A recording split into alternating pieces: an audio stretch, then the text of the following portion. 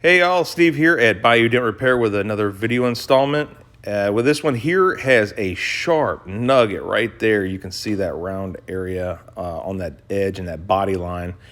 And something hit that and the edge of the mirror went in, caused that really sharp dent. Several companies turned it down, gave us a call. We went out to him because we're mobile and we took care of it, fixed it. He was super elated, didn't have to be without his truck.